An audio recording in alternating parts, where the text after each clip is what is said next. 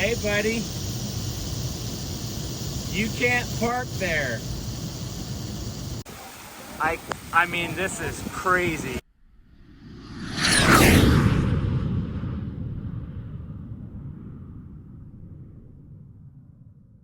We're gonna start another episode of Heck Yeah Adventures here. I've got the BAR10 crew.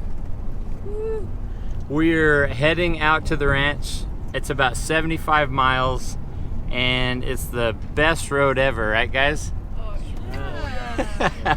It takes us literally 2 hours to get out there. So we'll show you along the way. And yeah, this is gonna be a fun weekend. Hey folks, welcome to today's video. We're gonna be heading out to the BAR10 Ranch. I've been associated with the ranch almost 25 years now and loved every minute of it. We're gonna be heading out there 75 miles on a dirt road. The BAR10 is located 75 miles south of St. George, Utah. It is a twofold ranch in the fact that it is a working, operating cattle ranch today. They raise their own grass-fed beef, and also we're gonna be doing a whole video about the BAR10 beef. Now, back to the guest side of the ranch. If you're interested and you want to go out to the BAR10, you just go to their website at bar10.com. It'll explain a little bit more. This video is going to be explaining the insider look of the BAR10. Now, if you're doing a river trip in the Grand Canyon, the chances are you're going to be either going to the ranch for a day or coming out of the river to the ranch and flying back to your destination. And that's kind of what we're focused on this video. Stick around and enjoy the ride. So chances are you're going to be flying into Whitmore International Airport, which is the BAR10's airport right here.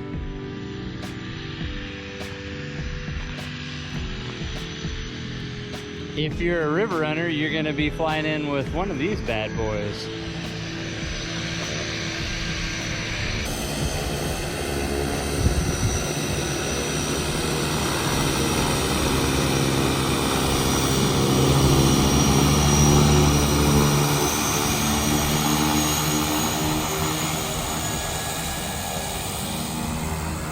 To be YouTube famous, we're making a little video.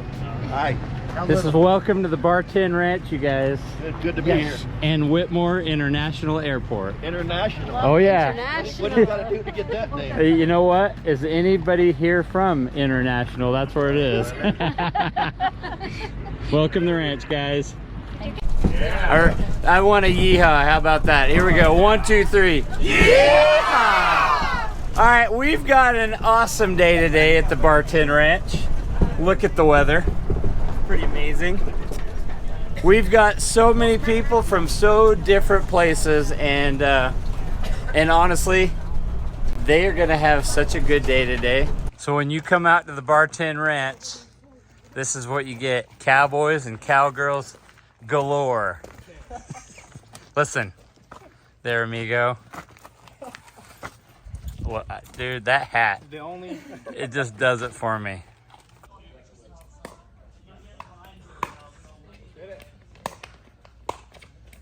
Yeah! This is a beautiful morning, you guys. Check this out. It's an even 70 degrees at the ranch. We've got our rafters coming in for the day. Yeah, couldn't get any better. Well, welcome to the old ranch house, you guys. The greatest part, and I was trying to talk you guys into coming over to the old ranch house, because this place right here is kind of sacred for the ranch. This was where they started everything. Wow. The Heatons, when they bought this ranch in 1973, this place was where they moved to. It was mom, dad, and 6 kids that moved over to the old ranch house. This old ranch house, if you can tell, it's not old anymore. But what I can tell you is we built this to exactly the square inch that it used to be. This was a 90-year-old building, and the floors were rotten out. Mice had got in it, and everybody, we would just kind of shift people away from it. But now when we're finished, I'd love everybody to kind of look through there. We actually took pictures of every shelf inside. We took pictures of all the things that were in there, and this is fully operational, how they built it in the 1920s and 30s. Wow. So that's the nice thing about building new old things. We used all the siding. This is all the original siding from the old ranch house. You guys, so this right here, does anybody have any guess what this might be? So besides our siding to our old ranch house. Lightning rod. I know it's a water pipe. No, you nailed it.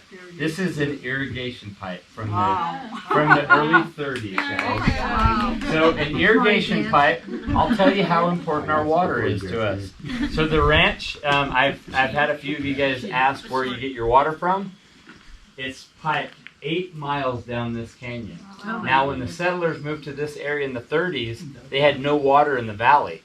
So they actually took this and they piped 8 miles down the canyon of this right here. So this was the early 30s piping system, and it came all the way down the canyon, and there's still some old pipe in the area right over here by where we parked the bus. There's still some pipe in the ground. They didn't put it very deep, but can you imagine taking this pipe through lava rock and through all sorts of stuff to get water down to this area? It was a huge feat, you guys, and that's how important water was. They just didn't have any water. And you ask, well, why didn't you just drill a well? No big deal, right? All you have to do is drill 2,500 feet because the Grand Canyon takes the water table almost 2,800 feet deep. There's very few little small springs all over the place. I'm going to tell you about this area by way of Cowboy map. You guys good with that? So to the north of us over here, this is the Utah-Arizona border. You're in Arizona, but everybody that works out here or lives out here is from Utah. And the reason is because we're from St. George, which is located right here. We drive in a van once a week all the way out to BAR10, which is right here. It's about 80 miles, takes us about 2.5 hours to get here by really, really bad bumpy road. Now, we have another border to the west of us. That's the Nevada-Arizona border, and that's about 100 miles wide right there.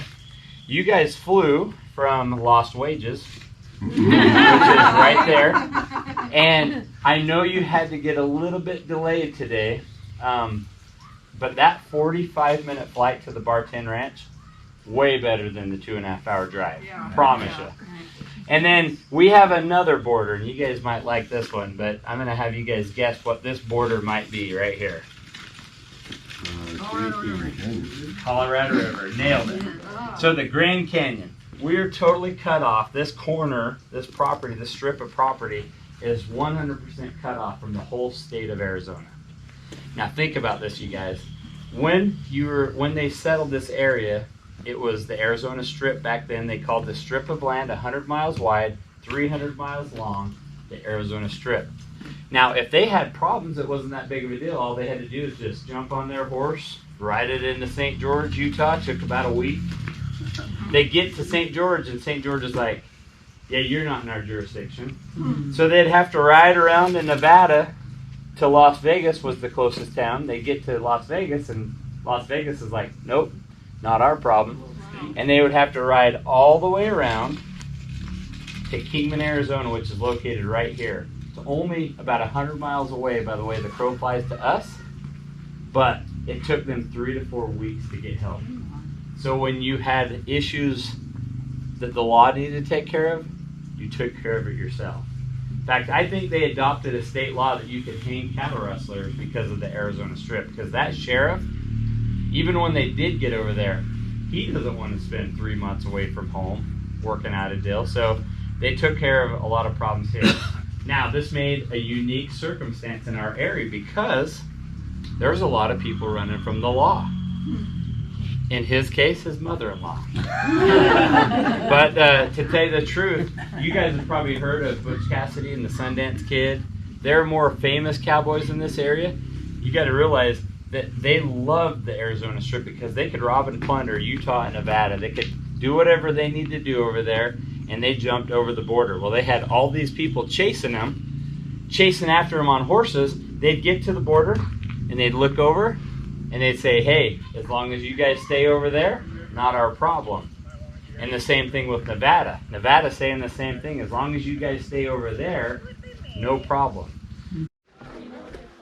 So we were talking a little bit about the wildlife. If you guys want to see, what's his name?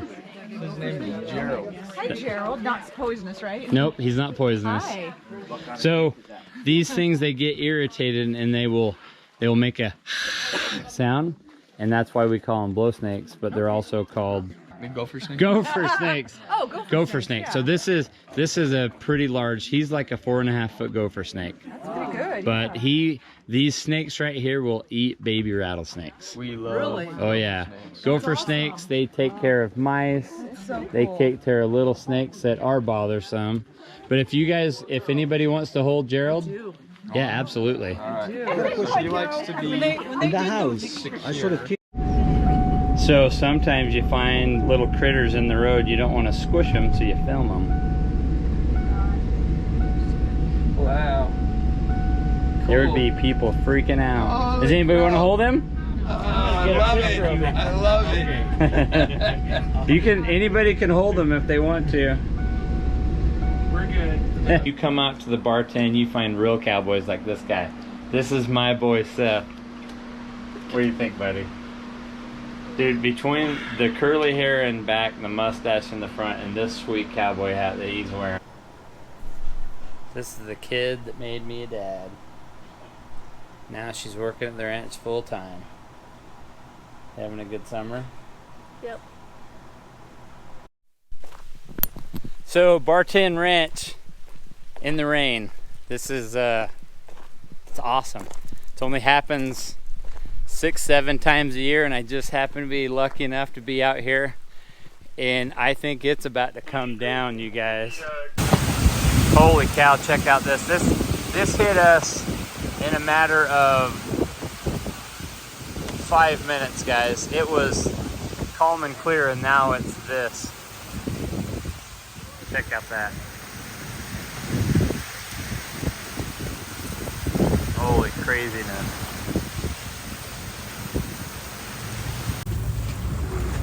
Come on, horseback riders, watch your head. Hey Nate, what do you think, buddy? I love it, brother. I love it. Holy cow.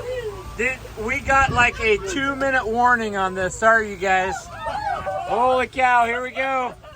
Get on the bus, here we go. Holy cow. This is crazy. Oh, dude. You guys, will you take this inside for me? Yeah. Should we just take the side by side? I mean, if you want, I can take the bus back over. I'm gonna get this real quick.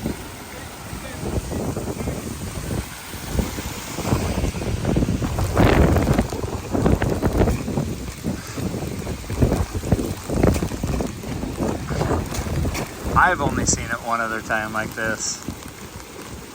I mean, your water's doing good.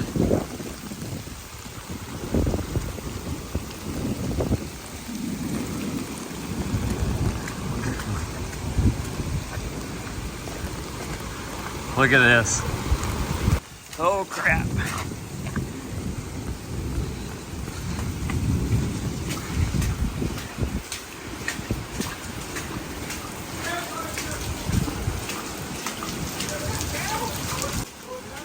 We'll just be done with horses for the day. Dude, hey, one other time, man. This is, look at that. Oh my gosh. So Gavin, he built all this year. And he built it for this right here. You guys, even Kelly nailed it. I mean, look at this. Nailed it. Good work, Gavin. Yeah. Here you go, buddy. Here, will you film for a sec, Nate? I gotta move this four-wheeler. Yeah. It's going. Okay. So, there. Beautiful water feature right there. People pay a lot of good money for this kind of view. Nice flowing water. peaceful, restful camping. I love it. Little bend on the four-wheeler.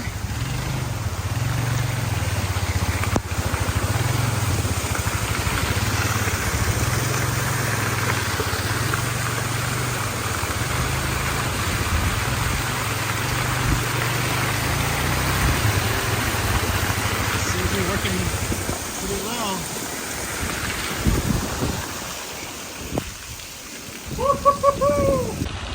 Anybody wants to know what an Arizona rain can do in 5 minutes? This is it. Beautiful though.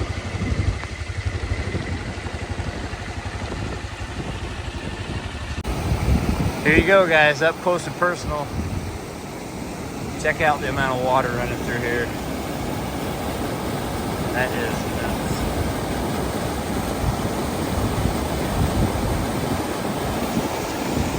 Just like that, it's all over. Dang, that just was awesome. But now it's like skies are lightening up. Beautiful. I want to come stay at the ranch. Come stay in one of these brand new covered wagons. These things are so amazing. We just got nailed by that rainstorm, and these are high and dry.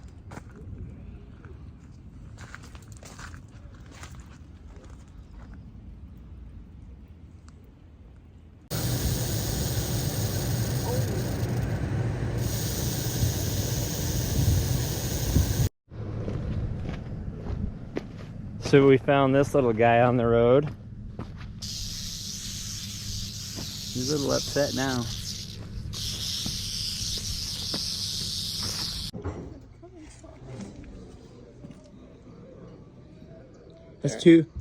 That's two in one day.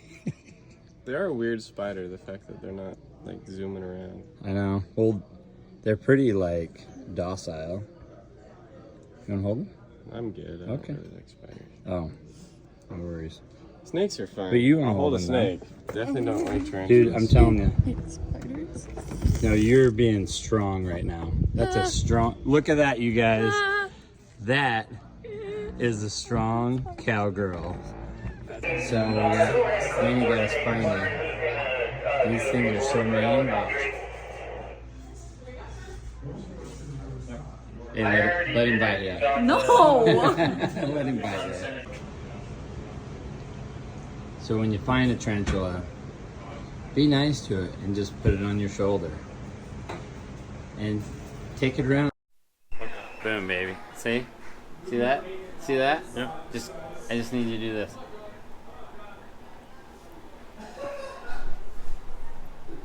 That's what I'm talking about.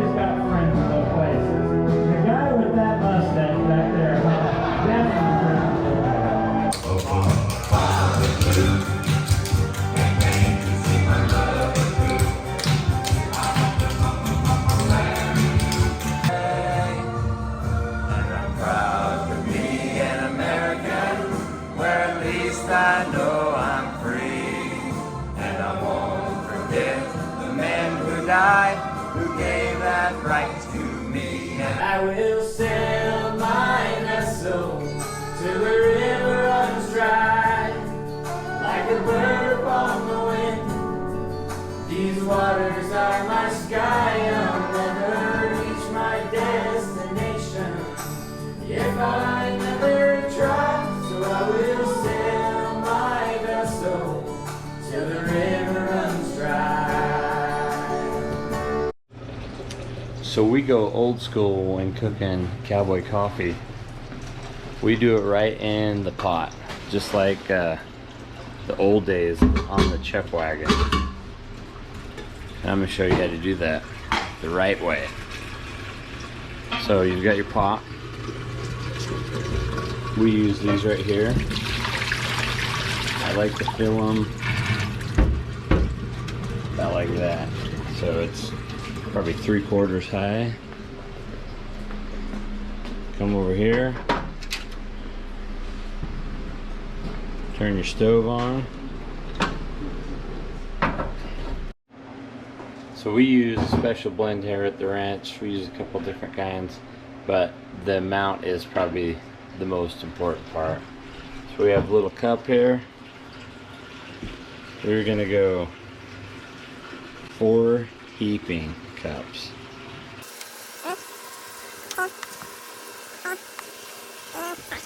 So you're gonna go to almost boil, turn it down, and then I'll show you the next step. Check out what Joseph's got going over here. Okay, with the bacon, it takes the longest to cook. So we literally stuff these Dutch ovens full of bacon. And yeah, it takes about 20 minutes till it starts to get the oil going. Alright buddy, so while the coffee's warming up, getting to a boil, Joseph's the best guy in the morning. He wakes up early and does the orange juice for the girls. And I would say one of the best things to do while you're waiting for the coffee to boil is oven prep. I like to heat my oven up, not hot, but kind of hot. And then we're literally going to take this butter oil and we're going to coat this really, really good, because we're going to be cooking pancakes for 50 people, actually 65 people today. And so we want this really clean. So you're taking this guy right here and you're cleaning this to where it is shiny. And then on this one over here, we're going to be cooking eggs on it. So I'll do that one next. But it's the same process for both.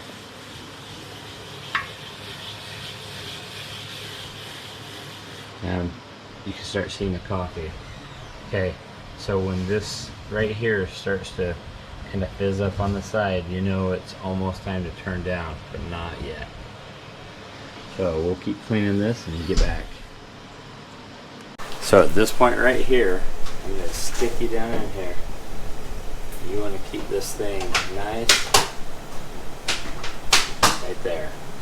I just dropped the temperature down. And then this thing's going to turn into a rolling boil without boiling over. So you turn the temperature down. And this is what I'd say is the most important part of cooking Cowboy coffee, is you don't want it to boil over, but then you want it to roll for a solid 10 minutes before you serve it. So it'll get all the fizz out of it, and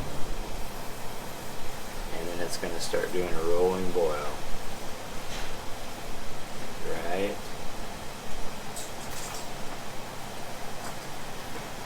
Here. And that temperature's got to be perfect, and it's going to really start rolling. And like I said, 10 minutes before ready to serve. Alright, so then cooking probably about 10 minutes. What you'll do is you'll start to see the bottom start creaming up a little bit. And so it's really important you turn it so you don't burn it. Oh, it's early. Okay, this is the moment of truth. So when you're doing Cowboy coffee, the old timers actually used to, once you get it to a rolling boil here, they would actually throw an egg in there, some of them, and it will drop the grounds down. But we just take a little bit of water and it does the same thing. What this is doing is this is going to drop all the grounds, well, most of them. It's going to drop those grounds to the bottom. So when you serve it, you don't have a bunch of grounds in your teeth. Okay, folks. Cowboy coffee ready to serve. Bright and early. I'm gonna burn my hand on this pot, but we're gonna try it here. Oh my gosh. Dude, I nailed it.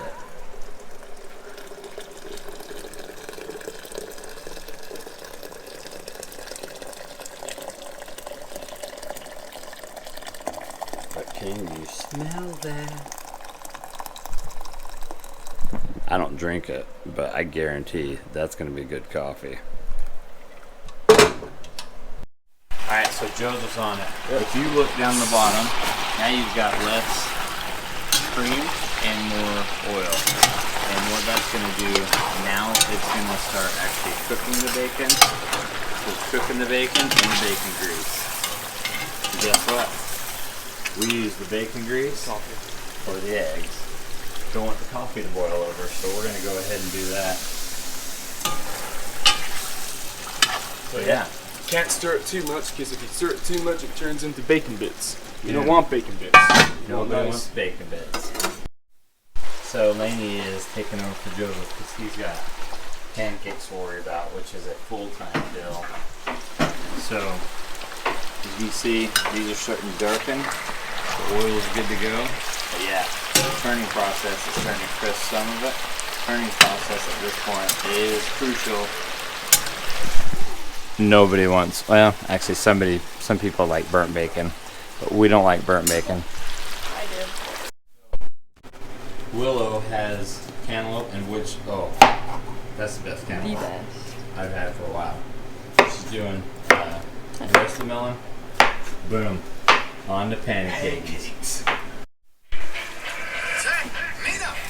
There's no pressure, but I'm just going to tell you, these better be perfect looking pancakes, buddy. You ready? 3, 2, 1, go! Welcome to the Red Kingdom.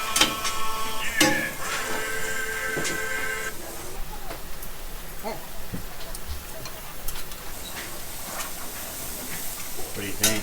Oh, dude, these are gonna be Concentrate. fantastic. Those are cute little guys, for sure. Key to a good pancake is a clean stove top, though. Cooktop. So he's got 12 there, and those things are going to be perfect. So how do you know when they're done? They start to bubble on top, so once you get a sufficient amount of bubbles, like these guys will be done, be finished sooner than these guys. And So they'll do a, like they'll do bubbles, but the bubbles will fill in, and then they'll start to rebubble, and then that's when you know, right? Bacon is done, melon's done, but oh, check that out. Like perfectly cooked. Test it. Okay, now onto the eggs, and he's gonna take over. So, got our bacon grease. So one thing I failed to mention, that if we have anybody with dietary restrictions, we cook them on a separate spot so they don't have bacon grease on it. Some people can't have the bacon fat, so we will do that. We cook it over on that stove, but for everybody else, this is how we do it. With bacon in your mouth, of course. I'm gonna try to get a good round here.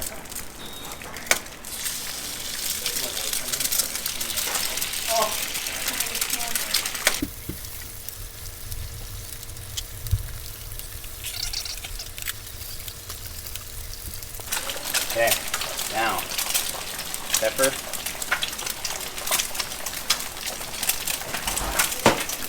salt, and then now we break them, because that's how we do them at the ranch. If we were on a cattle drive, these would be eggs to serve, but we eggs to serve like that at the ranch. Okay, another round of pancakes. Look at those, you guys. Bring it in. The pancake champ right there. Okay, and that is a full BAR10 meal. What?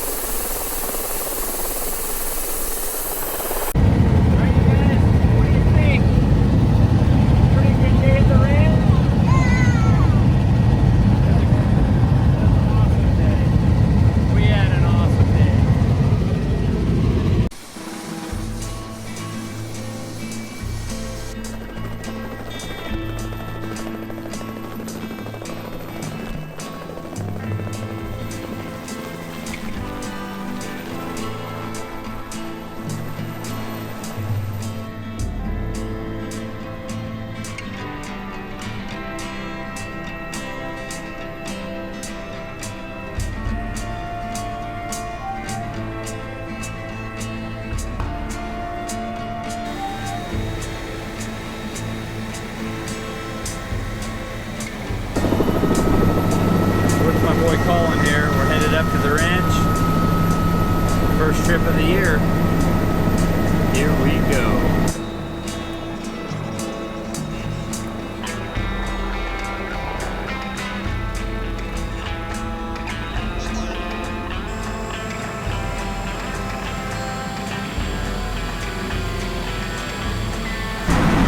So we're gonna land this. We're gonna land right on top of the helicopter pad at the lodge. Check this out, it's pretty cool.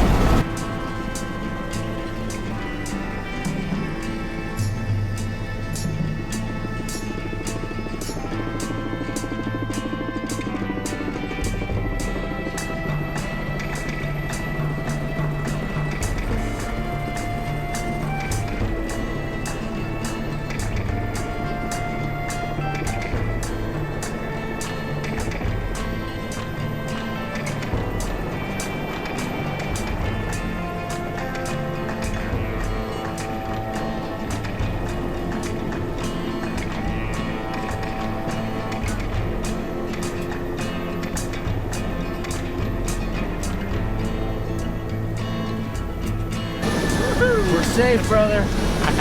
Thanks for another good day. So last day of the weekend, and we've had an awesome weekend, you guys. Storm's coming in. We're finalizing everything, and